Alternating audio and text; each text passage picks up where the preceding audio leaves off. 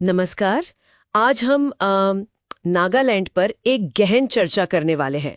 हमारे स्रोत हैं नागालैंड योद्धाओं की भूमि से शांति की ओर लेख के कुछ अंश, और कोशिश रहेगी कि नागालैंड के अनोखे इतिहास, उसकी संस्कृति और भविष्य को समझें। शुरू करते हैं एक दिलचस्प बात से। नागालैंड को त्योहारों की भूमि भी कहते हैं। सुना है 17 से ज्यादा प्रमुख जनजातियां हैं वहां, और योद्धा इतिहास भी। हाँ बिल्कुल। और भौगोलिक रूप से देखें तो ये भारत के उत्तर पूर्व में है।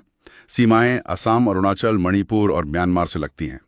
आबादी करीब 2.3 मिलियन। पहाड़ी राज्य है और जनजाति विरासत तो है ही इसकी पहचान। तो चलिए थोड़ा इतिहास में चलते हैं। प्राचीन काल कैसा था? सुना है अलग अलग जनजातियां थीं। अंगामी, सेमा, लोथा, कोनियक, और ये सब अपने अपने गांव में रहते थे, है ना? कोई एक राजा नहीं। सही कहा। सब स्वतंत्र गांव थे, स्वशासित, अपनी अपनी परंपराएं, अपने नियम। कोई केंद्रीय शासन व्यवस्था नहीं थी। और हाँ, वो हेड हंटिंग वाली प्रथा भी थी, जो खैर 20वीं सदी में खत्म हो गई। अच्छा, फिर अंग्रेज कब आए? वो आए 19वीं सदी में। एंग्लो नागा युद्ध हुए, उसके बाद अंग्रेजों ने कब्जा कर लिया और इसे असम प्रांत का हिस्सा बना दिया। और तभी ईसाई मिशनरी भी आए होंगे। जी हाँ, उसी दौर में। और आज तो देखिए 90% से ज्यादा आबादी ईसाई है। बैप्टिस्ट चर्च का प्रभाव काफी ज्यादा है। और एक और चीज हुई इसी दौर में, मतलब एक साझी नागा पहचान की भावना भी पनपने लगी थी। हाँ। फिर आई भारत की आजादी 1947। तब क्या हुआ? सुना है नागाओं ने भारत में शामिल होने से इनकार किया था। हाँ, कई नागा समूह अलगाव चाहते थे। एजेड फिजो का नाम सुना होगा आपने। नागा नेशनल काउंसिल NNC के नेता। उन्होंने तो 14 अगस्त 1947 को ही आजादी की घोषणा कर दी थी। ओहो, तो फिर तो संघर्ष शुरू हो गया होगा। बिल्कुल। दशकों तक सशस्त्र विद्रोह चला। काफी मुश्किल दौर था वो। फिर लंबी बातचीत हुई, समझौते हुए।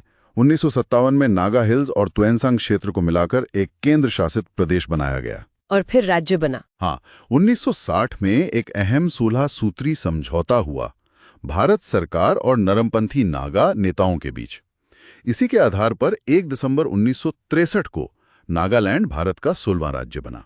और इसे वो विशेष दर्जा भी मिला है ना, अनुच्छेद 371A। जी, ये बहुत महत्वपूर्ण है। अनुच्छेद 371A। ये इतना खास क्यों है? मतलब क्या अधिकार देता है ये? ये असल में नागाओं के जो अपने प्रथागत कानून हैं, उनकी सामाजिक रीतियां हैं, और सबसे बढ़कर जमीन पर उनके अधिकार, इन सबको संवैधानिक सुरक्षा देता है। ये सिर्फ कानून नहीं, उनकी पहचान और स्वायत्तता का प्रतीक है एक तरह से। समझ गई। ये तो वाकई अनोखी व्यवस्था है। अच्छा, अब आज के नागालैंड पर आते हैं।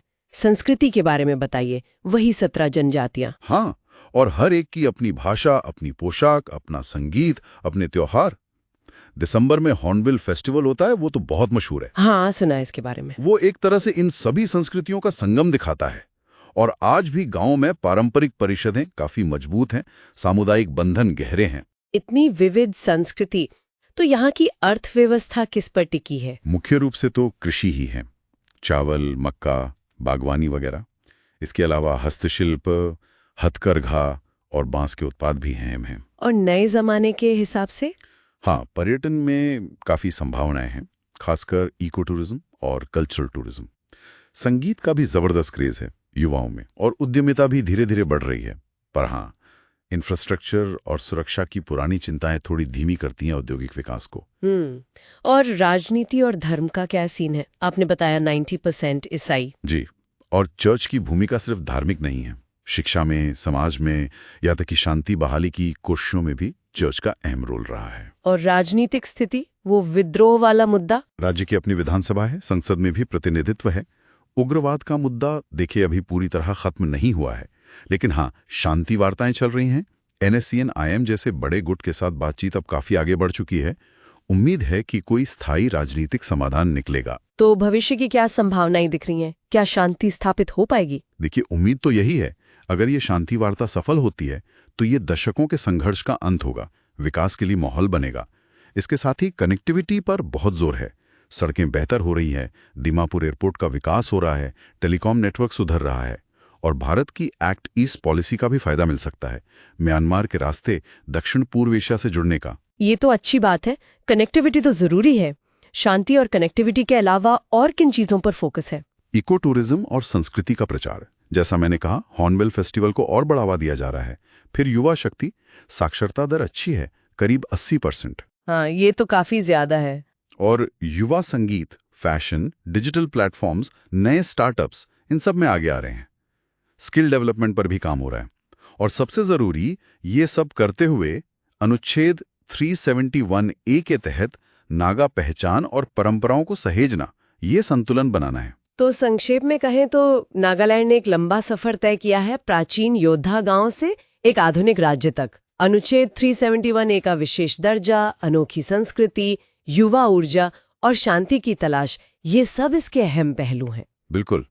भविष्य शांति समझौते, इको टूरिज्म, बेहतर कनेक्टिविटी और युवा संचालित अर्थव्यवस्था पर टिका है। यही तरक्की की कुंजी हो सकते हैं। और युवाओं के जोश के साथ क्या ये क्षेत्र अपनी सांस्कृतिक पहचान बनाए रखते हुए प्रगति का एक मॉडल बन सकता है? जैसा कि हमारे स्रोत ने कहा, नागालैंड सिर्फ एक राज्य नहीं, ये एक जीवित संस्कृति, एक शक्तिशाली आवाज और विविधता में एकता का वादा है। सोचने वाली बात है कि ये परंपरा और आधुनिकता का संतुलन आखिर कैसे सधेगा।